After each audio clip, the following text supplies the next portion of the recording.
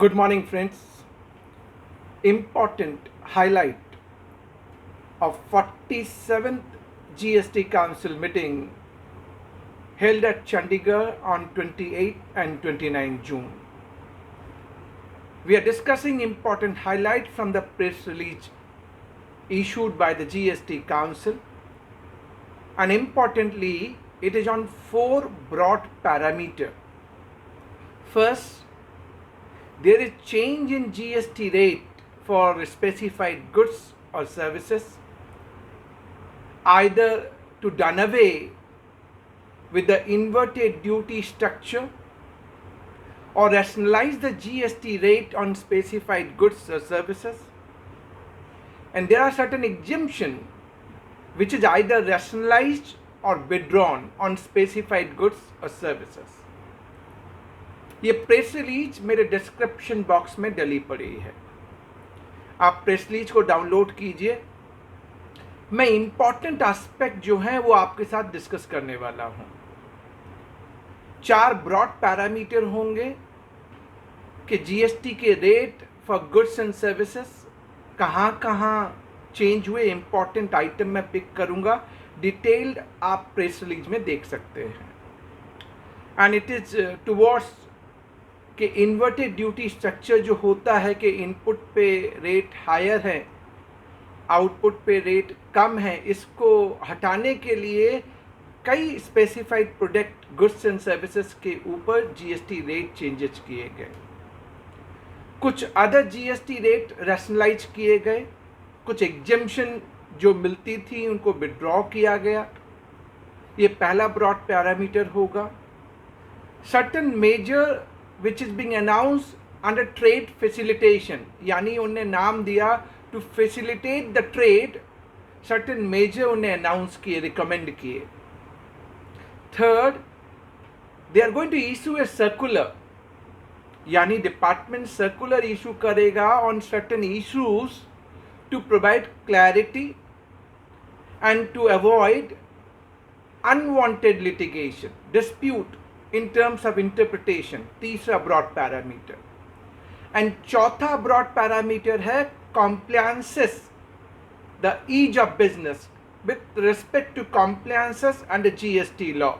Let's start with wherever GST rate which is being changed, important मैं कुछ pick कर रहा हूँ, डिटेल लिस्ट आपके पास प्रेस रिलीज में है, आप चेक कीजिए।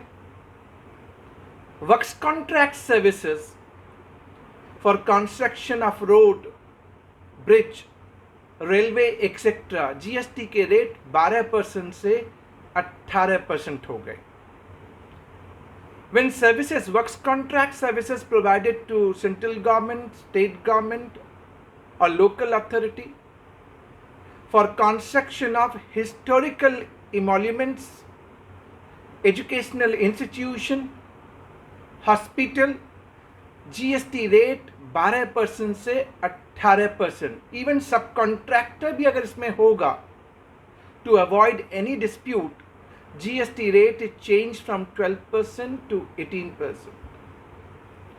On cut and polish diamonds जिस पे 0.25% लगता था, now GST rate going to be 1.5%। So this is a direct impact on this diamond industry in Surat।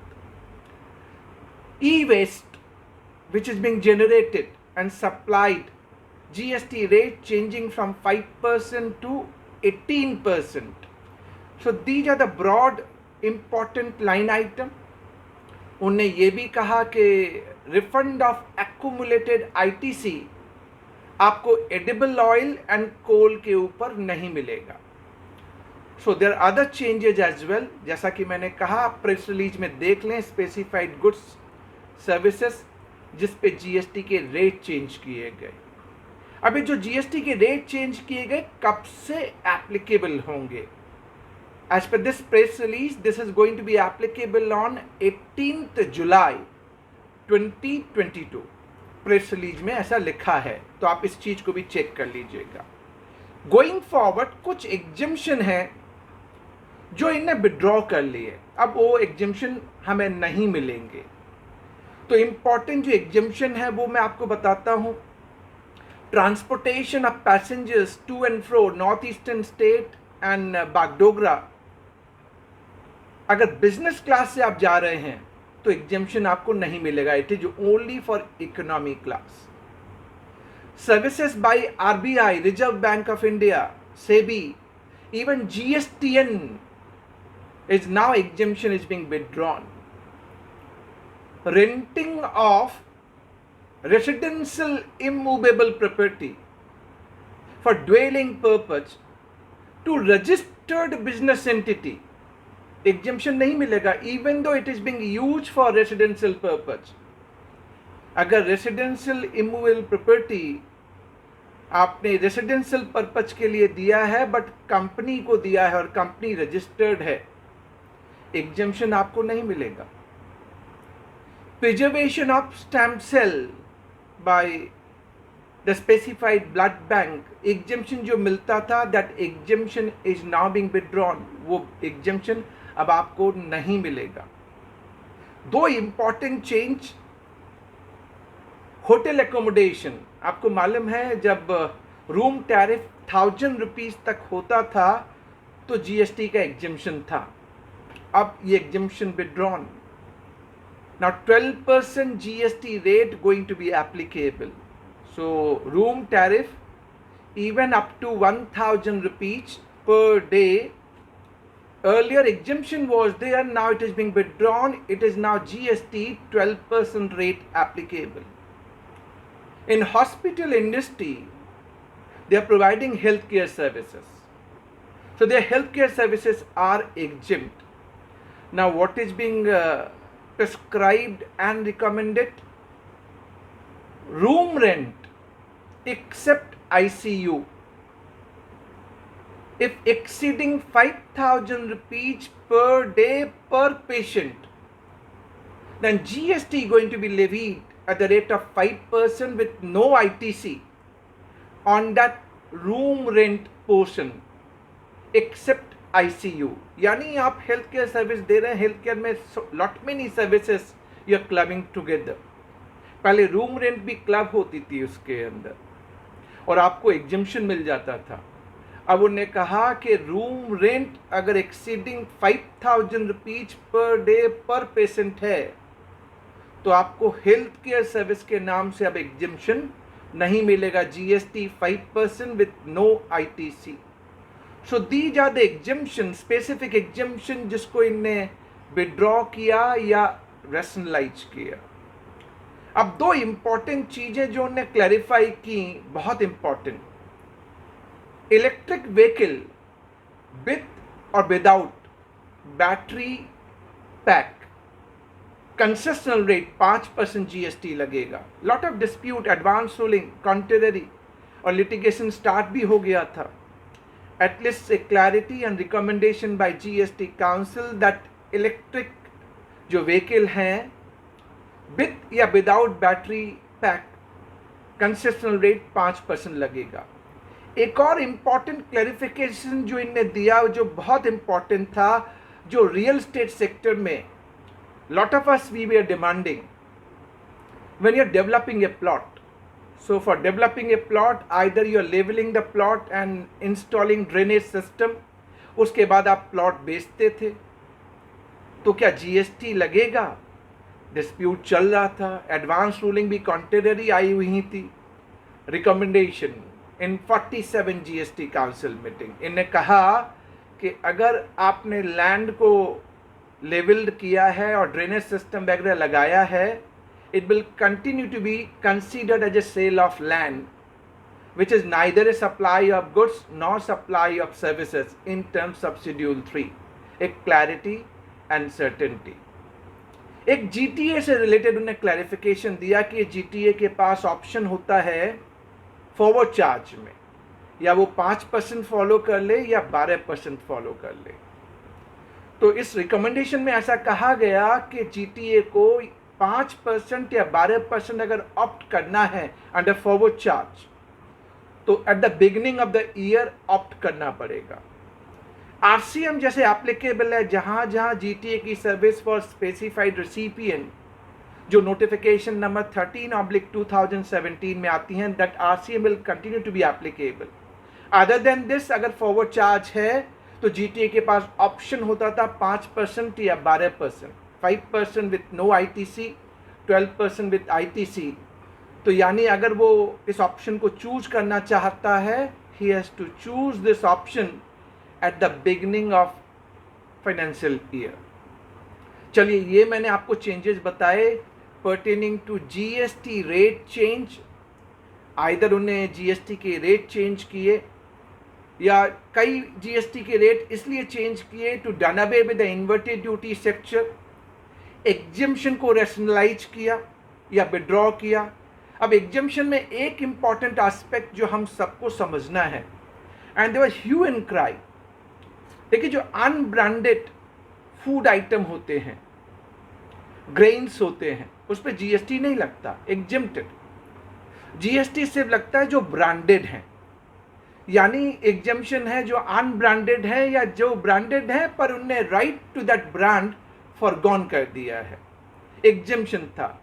अब इनने कहा इस एग्जम्पशन को, जो एग्जम्पशन आपको मिल रही है, इसको चेंज किया गया टू सर्टेन एक्सटेंट। क्या चेंज किया गया? उन्होंने कहा अगर कोई प्री पैकेज्ड या प्री पैकेज्ड या pre labelled in terms of legal metrology act for retail cell आपने किया है तो ये एग्जम्पशन आपको अब नहीं मिलेगा। इवन दो आप कहेंगे मेरा ब्रांड नहीं है, बट उन्होंने कहा अगर ये प्री पैकेज्ड है, प्री लेबल्ड है for retail sale in terms of legal metrology act, ये एग्जम्पशन जो आपको मिलता था अनब्रांडेड के ऊपर या right pertaining to that brand is forgone, अब वो एग्जम्पशन आपको नहीं मिलेगा। So you have to be careful the meaning of pre package. कई बार होता है ना, हम क्या करते हैं रिटेल मार्केट में,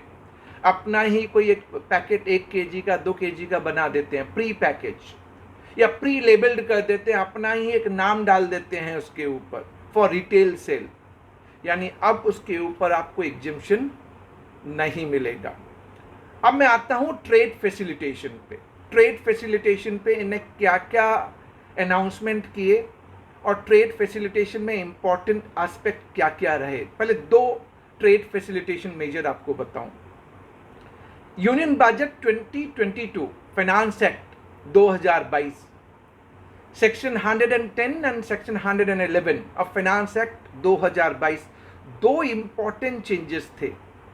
एक चेंज था no interest on reversal of wrongly availed credit but not utilized, and that too retrospectively from July 1, 2017। चूंकि फाइनेंस एक्ट का पार्ट है 2022 बट अभी तक नोटिफाई नहीं हुआ, तो GST काउंसिल ने यह कहा कि हम इसको एट द अर्लीस्ट नोटिफाई करेंगे।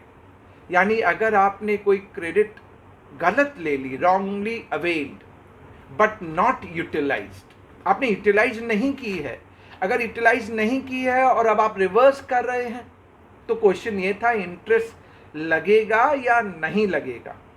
सेक्शन 50 सबसेक्शन 3 को अमेंड किया गया with retrospective date but yet to be notified, यानी अब इंटरेस्ट नहीं लगेगा on reversal of wrongly availed credit but not utilised.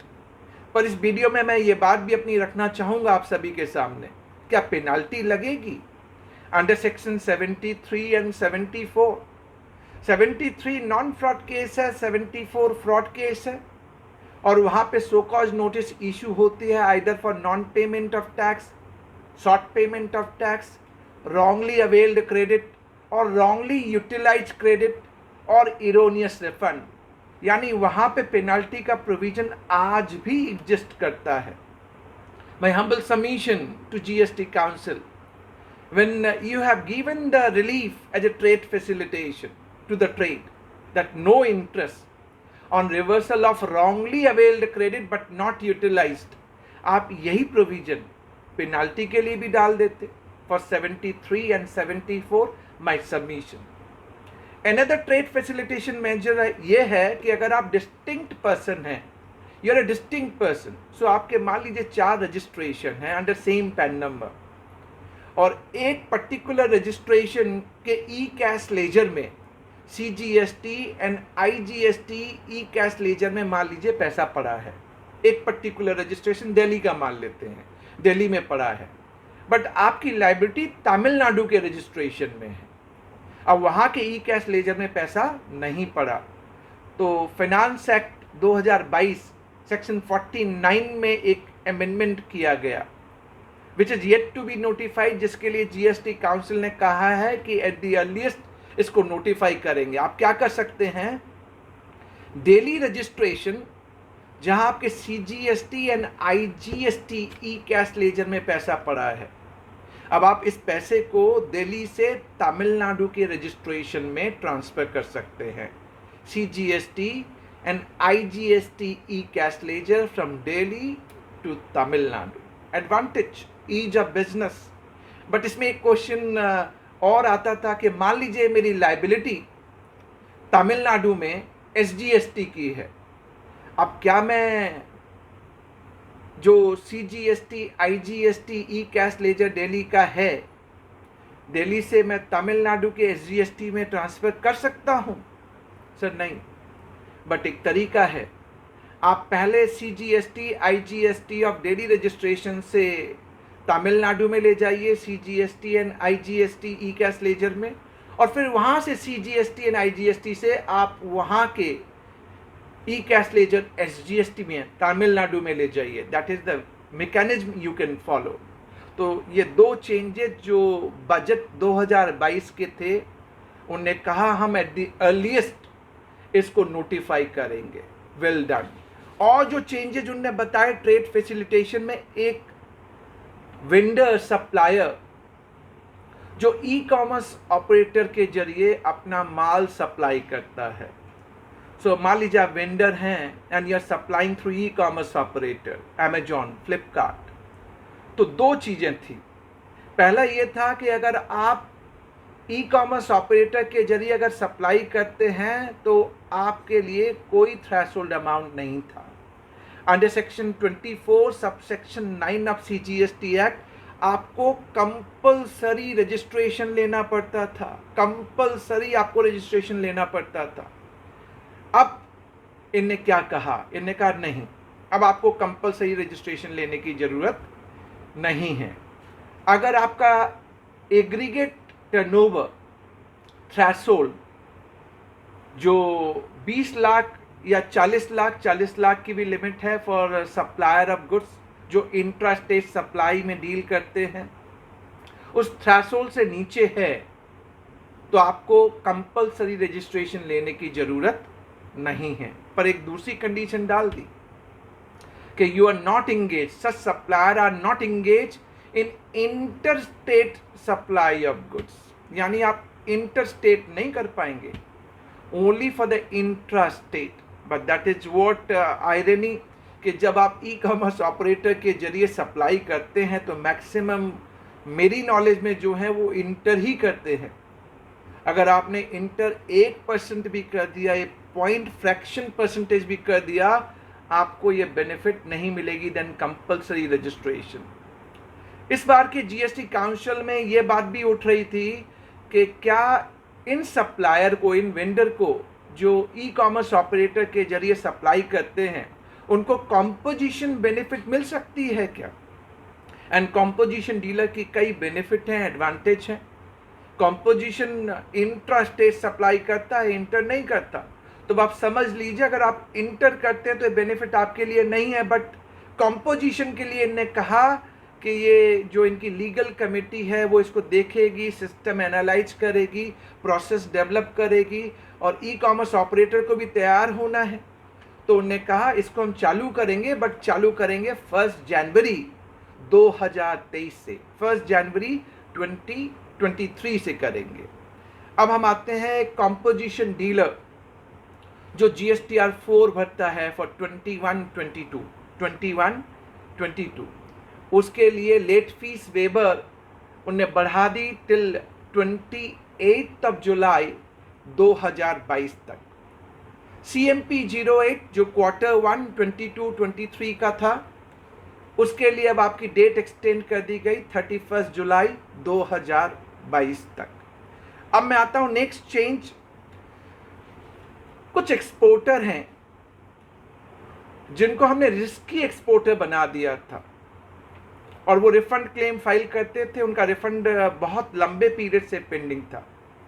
And these refunds we are not coming because they were termed as a risky exporter. Risky exporter किस लिए कर दिया गया कि हो सकता है कि उनके पास जो क्रेडिट थी, जो क्रेडिट उनने अपने सप्लायर के परचेस से ली है, वो सप्लायर या L1 या L2 सप्लायर में भी फेक रहे होंगे, या उनने GSTR 1 भरा है, 3B नहीं भरा, टैक्स का पेमेंट नहीं दिया गया। तो ये सारे एक्सपोर्टर को रिस्की एक्सपोर्टर बना दिया गया फॉर नो फॉल्ट। इनका कोई फॉल्ट नहीं था और इनका जो रिफंड था उसको रोक दिया गया। लॉन्ग टाइम से इनका रिफंड पेंडिंग है। एटलीस्ट GST काउंसिल ने इस बात को समझा। उन्होंने कहा जो एक्सपोर्टर है, जिसको हमने रिस्की एक्सपोर्टर बना दिया है बिकॉज हम फॉर आइडर और रीजन हम इनको IGST का रिफंड नहीं दे रहे थे या रिफंड अंडर LUT नहीं दे रहे थे, तो अब हम इनको रिफंड देंगे। सो this is good announcement, good recommendations going forward. मैंने एक और चीज़ आपको बतानी है कि देखिए, जब आप रिफंड लेते हैं बीइंग एक्सपोर्टर एंड फॉर आइडर और रीजन, आपने कोई इरोनियस रिफंड ले लिया, इरोनियस रिफंड मतलब गलत रिफंड ले लिया जो आपको नहीं मिलना चाहिए था। आप एक्सपोर्टर हैं, आपने इरोनियस रिफंड ले लिया एंड दैट रिफंड में बी आइदर अंडर LUT जिसमें आप ITC का रिफंड लेते हैं, और IGST when you are following IGST route, आपने इरोनियस रिफंड ले लिया। अब आपको मालूम पड़ा या डिपार्टमेंट ने आपसे कहा, सो यू हैव रीपेड बैक, आपने वो रिफंड वापस कर दिया। जब वापस कर दिया तो एक प्रैक्टिकल प्रॉब्लम आती थी कि मैंने रिफंड तो वापस कर दिया, लेकिन जो क्रेडिट लेजर मैंने डेबिट किया था for claiming refund either under LUT model for refund of ITC और IGST, जो मैंने अपने क्रेडिट लेजर को डेबिट किया था, आप उसकी रिक्रेडिट तो मुझे दे दो। कोई मैकेनिज्म नहीं था। अब इन्हें कहा इस मैकेनिज्म को हम डेवलप करते हैं GST कॉमन पोर्टल पे। एक स्पेसिफाइड फॉर्म PMT 03A इनने डेवलप किया है। Now this recredit will come automatically. अब ऑटोमेटिकली आपके पास ये रिक्रेडिट वापस आ जाएगी, यानी जितना अमाउंट आपने डेबिट किया था व्हाइल क्लेमिंग द रिफंड, और जो रिफंड इरोनियस था जिसको आपने रीपेड वापस कर दिया, अब क्रेडिट आपका रिक्रेडिट ऑटोमेटिकली होगा with the form PMT 03A। Next बढ़ता हूं। देखिए, एक एग्जम्पशन मिलती थी, exemption for payment of IGST जब आप इंपोर्ट करते हैं against advance authorisation, EPCG, EOU, यानी आपको IGST का payment at the time of import नहीं करना पड़ता। एग्जम्प्टेड है टिल 30 सितंबर 2022 तक एग्जम्प्टेड है। अब GST काउंसिल ने कहा ये एग्जम्पशन हम आगे बढ़ा देंगे, यानी no payment of IGST on import against advance authorisation, EPCG, EOU। इन्होंने कहा अब ये स्कीम आगे बढ़ जाएगी, आपको IGST का पेमेंट नहीं करना। एक वॉलेट स्कीम इनने इवॉल्व की थी, उसको इनने कहा कि अब इस वॉलेट स्कीम को हम परस्यू नहीं करेंगे। So when you are importing under advance authorisation, EPCG and EOU, you need not require to pay IGST and will continue to be exempted even beyond 30th September 2022. Going forward, अब हम आते हैं circular. इनने कहा हम कई ऐसे subject matter हैं जिसके ऊपर सर्कुलर इशू करेंगे to provide the clarity, certainty and to avoid unwanted litigation. चलिए, अच्छी बात है। अब क्या सब्जेक्ट मैटर ने पकड़े जिसके सर्कुलर आएंगे, वी विल डिस्कस। जब सर्कुलर आएंगे तब डिटेल में भी हम डिस्कस करेंगे, बट मैं अभी आपको पॉइंट बता दूं ऐसे कौन से इश्यूज हैं जिस पे जीएसटी काउंसिल ने कहा कि वो सर्कुलर इशू करेंगे। पहला पॉइंट, उन्होंने कहा जो refund under inverted duty structure, जो सप्लायर अपना सप्लाई कर रहा है गुड्स और कंसेशनल नोटिफिकेशन फॉलो कर रहा है and that supplied under inverted duty structure, वो रिफंड लेता है तो सर्कुलर इशू करेंगे। वहां पे डाउट है, जब कंसेशनल नोटिफिकेशन आप फॉलो कर रहे हैं तो आईडीएस का रिफंड आपको मिलेगा या नहीं मिलेगा। That circular will clarify this issue. Second point, आपकी जो फेक इनवॉइस का जो इशू है, जो पैन इंडिया अभी हाइप हो रखा है, किसने फेक इनवॉइस रेज किया, किसको क्रेडिट मिलेगी, और एक सप्लाई चेन में फेक इनवॉइस की वजह से मान लीजिए 3 पार्टी हैं, क्या तीनों पार्टी पे आप डिमांड लगा देंगे, तीनों पार्टी से आप पेनाल्टी ले लेंगे या वैल्यू एडिशन पे टैक्स लेंगे। मान लीजिए ए है, ए ने फेक इनवॉइस रेज किया 100 रुपए का, बी को रेज किया, बी ने क्रेडिट ले ली। अब बी ने 110 रुपए का रेज किया सी पे, सी ने उसकी क्रेडिट ले ली। तो मेन जो बंदा है वो ए है, उसने 100 रुपए का रेज किया था। अब 100 रुपए पे मान लीजिए उसने 18% जीएसटी लगाया, तो उसका फेक इनवॉइस था। अब डिमांड क्या आप तीनों से, ए बी सी तीनों से ले लेंगे, या फिर ए से 100 रुपए के ऊपर लेंगे, बी से 10 रुपए के वैल्यू एडिशन पे लेंगे, सी से उसके वैल्यू एडिशन पे लेंगे। तो अब एक सर्कुलर आएगा टू क्लैरिफाई कि फेक इनवॉइस के केस में कैसे हम डिमांड और पेनाल्टी एलिज करेंगे और कैसे हम सो कॉज नोटिस देंगे। एडवाइजेबल, क्योंकि एक ही ट्रांजैक्शन के लिए तीनों टैक्स तो नहीं देंगे, अदरवाइज तो ट्रिपल टैक्सेशन हो जाएगा। क्लैरिटी चाहिए थी, इट इज बीइंग प्रिस्क्राइब्ड कि एक सर्कुलर आएगा। नेक्स्ट ने कहा कि जीएसटीआर 3B जब हम भरते हैं, अब कंपल्सरली, मैंडेटरीली आपको इंटर स्टेट सप्लाई दिखानी पड़ेगी। क्यों? GST is a destination based consumption tax. जब तक हम उसे इंटर स्टेट नहीं दिखाएंगे तो कंज्यूमिंग स्टेट को जीएसटी रेवेन्यू नहीं मिलता। In case of B2C counter sale more than 50,000, dispute है पैन इंडिया कि इसको हम इंट्रा माने या इंटर माने। मैंने अपने कई वीडियो में आपके साथ शेयर किया है कि B2C सप्लाई जो होती है, और अगर 50,000 रुपये से टैक्सेबल, 50,000 रुपये से ज़्यादा है, द वैल्यू टैक्सेबल वैल्यू 50,000 से ज़्यादा है, तो आपको compulsorily name and address of the recipient, उसकी डिलीवरी, रिसिपिएंट स्टेट का नाम और उसका स्टेट कोड आपको डालना पड़ेगा being supplier while raising the tax invoice. यानी अब आपको इंटर स्टेट की सप्लाई प्रॉपर्ली कैप्चर्ड करनी पड़ेगी, और वो भी कंपल्सरली।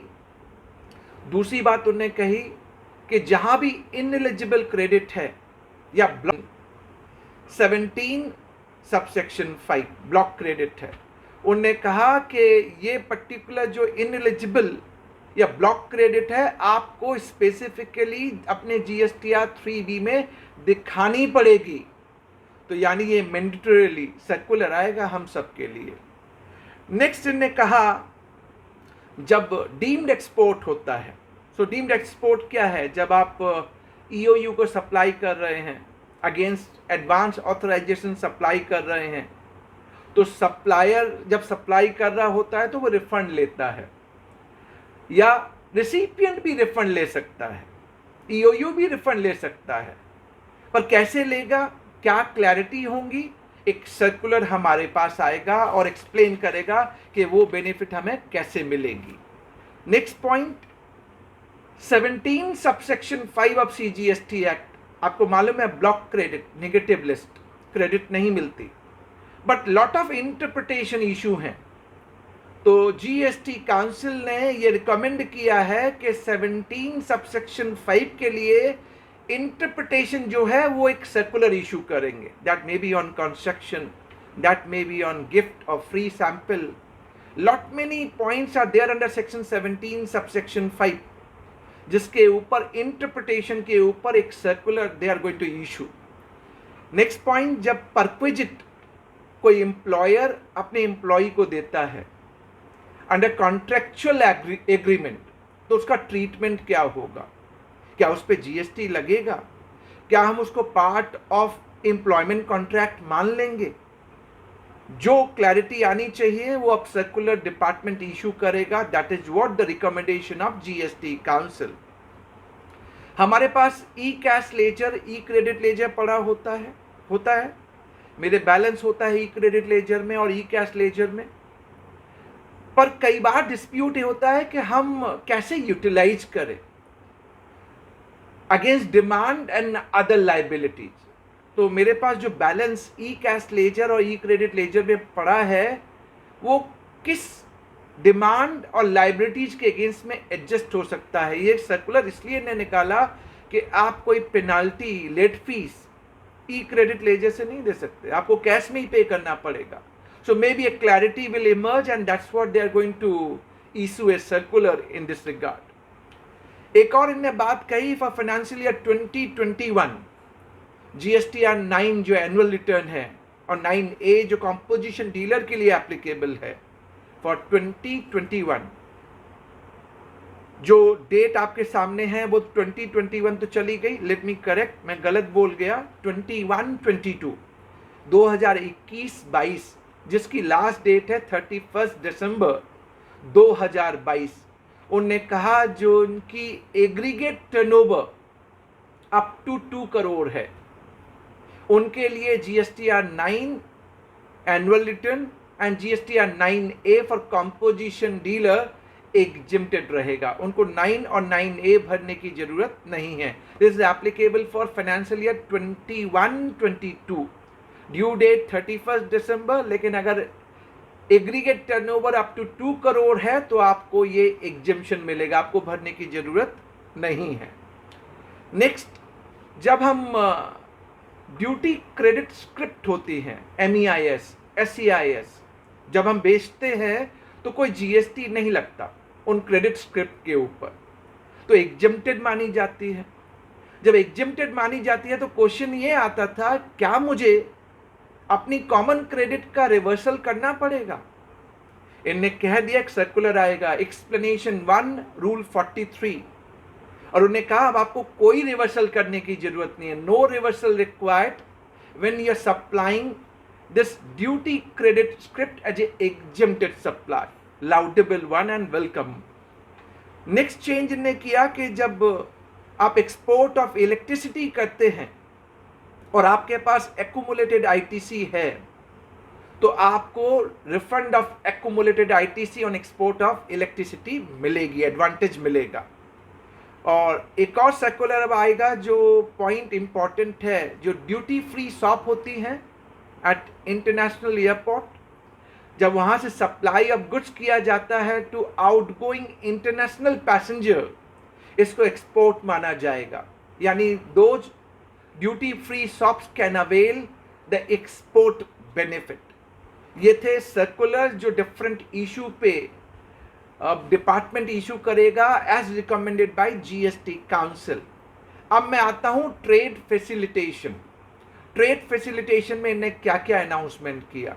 सबसे पहला अनाउंसमेंट, हम GSTR 3B की बात सुन रहे थे कि GSTR 3B हमें रिवाइज करने मिलेगा, ऐसा ही सुन रहे थे हम लोग. सर ऐसा कुछ अनाउंसमेंट नहीं है.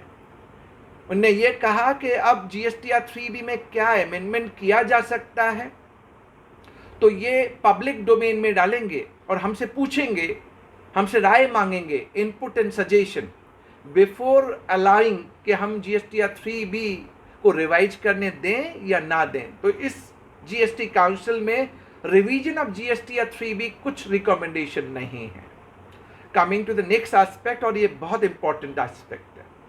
जब हम रिफंड क्लेम करते हैं ना under section 54 and 55 zero rated supply, तो पीरियड ऑफ लिमिटेशन हम देखते हैं. हमारा पीरियड ऑफ लिमिटेशन है 2 साल फ्रॉम द रिलेवेंट डेट. अब इन्हें कहा the specific period starting from 1 मार्च 2020 से लेकर 28 फरवरी 2022 तक, फ्रॉम 1 मार्च 2020 टू 28 फरवरी 2022, इस पीरियड को एक्सक्लूड किया जाएगा. from period of limitation for filing refund claim under section 54 और 55.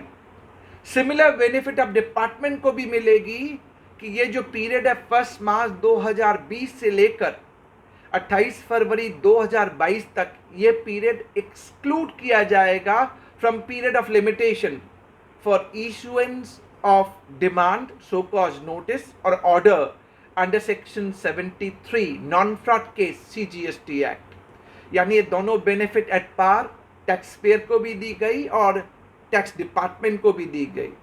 एक इंपॉर्टेंट चेंज और इनने रिकमेंड किया कि 73 जो नॉन फ्रॉड केस है उसमें अगर डिमांड रेज करनी है तो टाइम पीरियड स्पेसिफाइड है, ऑर्डर इशू करना है तो टाइम पीरियड स्पेसिफाइड है.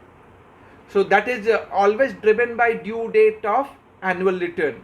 पर उनने अब कह दिया for 17-18 specifically for raising demand and order under section 73 अब डेट होगी 30 सितंबर 2023, 30 सितंबर 2023.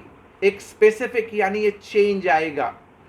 सो ये है कॉम्प्लायंसेस से रिलेटेड. अब मैं आता हूँ एक और लास्ट चेंज जो स्ट्रीमलाइनिंग कॉम्प्लायंसेस में है, automatic revocation of suspension of GST registration. कई बार टैक्स पेयर का GST नंबर सस्पेंड हो जाता है फॉर द रीजन कि वो कंटिन्यूसली अपना GST का return as specified under section 29 subsection 2 clause B and clause C of CGST act नहीं भर रहा था, वो रिटर्न नहीं भर रहा था, तो उसका रजिस्ट्रेशन नंबर सस्पेंड कर दिया जाता है. फिर वो भर देता है अपनी रिटर्न, लेकिन उसका सस्पेंशन खुलता नहीं है, तो उन्होंने कहा अब ऑटोमेटिक रिवोकेशन होगा. अगर उसने रिटर्न भर दिया तो ऑटोमेटिकली जो उसका रजिस्ट्रेशन सस्पेंड हुआ है उसको रिवोक कर दिया जाएगा. इसे compliance, easiness, ease of business, ऐसा इन्होंने कहा. 2-3 चीजें और इंपॉर्टेंट हैं for casino, horse race and online gaming के लिए जो चेंजेस लाने वाले थे. डिस्कशन हुआ बट स्टिल GST काउंसिल ने ये डिसाइड किया कि फिर से जो स्टेक होल्डर्स हैं, गोवा है, इनकी बात सुनी जाए, इनकी बात मानी जाए. GST ट्राइब्यूनल बनाने के लिए जो GST ट्राइब्यूनल इतने दिन से हम वेट कर रहे हैं, अभी भी कुछ डिस्प्यूट है, कुछ डिमांड है स्टेट की और डिमांड के कुछ रिप्रेजेंटेशन भी हैं उनके डिमांड के अलावा. तो ये मौका दिया गया है स्टेट को कि for formation constitution of GST tribunal state अपनी बात एक स्पेसिफाइड ग्रुप ऑफ मिनिस्टर के सामने रखें जिससे GST tribunal eight the earliest बनाया जा सके. बट वी ऑल नो कि GST को आए 5 साल हो गए बट स्टिल ट्राइब्यूनल नहीं बना है. A lot of litigation are going to the High Court only. Last and foremost, compensation cess. कई स्टेट थे, 16 स्टेट ऐसे हैं जिनकी रेवेन्यू शॉर्टफॉल है. They are not able to get their revenue which they were getting in pre-GST era. Revenue shortfall है. तो उनने कहा था कि भाई आप कॉम्पेंसेशन सेस का पीरियड बढ़ा दीजिए. आज 30 जून 2022, आज एक खत्म हो रहा है. हाँ, सेंट्रल ने नोटिफाई कर दिया है कि जो कॉम्पेंसेशन सेस वो कलेक्ट करेंगे वो 31 मार्च 2026 तक चलेगा. बट स्टेट को जो कॉम्पेंसेशन सेस देना है वो आज 30 जून 2022 को खत्म हो रहा है. इस पे GST काउंसिल ने कोई डिसीजन नहीं लिया for extension and as per me rightly so नहीं लिया जाना चाहिए. हाँ, सेंटर और स्टेट आपस में बैठ के इस मुद्दे को सुलझाए. एक GST जो बिगेस्ट इनडायरेक्ट टैक्स रिफॉर्म है सिंस इंडिपेंडेंस, इसकी यूनिफॉर्मिटी और कॉम्पेंसेशन सेस को आप इस तरीके से आगे नहीं बढ़ा सकते. हाँ, अगर स्टेट की रेवेन्यू शॉर्टफॉल है तो क्या बेस्ट किया जा सकता है, हमें वो देखने की ज़रूरत है. वो स्टेट जो रेवेन्यू शॉर्टफॉल पे हैं उनने अपनी बातें रखी. छत्तीसगढ़ के जो फाइनेंस मिनिस्टर हैं उनने तो ये कहा कि जो GST का कंपोनेंट है जो 50-50 शेयर होता है, 50% सेंट्रल के पास जाता है, 50 स्टेट के पास जाता है. 50 की भी then 42% by devolution formula state के पास जाता है। अब ये कह रहे हैं कि चूंकि हमारा रेवेन्यू शॉर्टफॉल है तो जो जीएसटी का कंपोनेंट है वो 50-50 के बजाय 70 स्टेट के पास जाए, 30 सेंट्रल के पास जाए, या 80-20 हो जाए, कुछ इस तरह के प्रपोजल। ऐसा भी मैंने सुना कि अगर स्टेट यूनिलैटरली अपने आप ही अगर कुछ चेंज करने लगेंगे rate, in terms of rate और taxability, then purpose of GST जो बिगेस्ट इनडायरेक्ट टैक्स रिफॉर्म है, bringing uniformity, and we all are talking about one nation one tax, वो डिफीट हो जाएगा।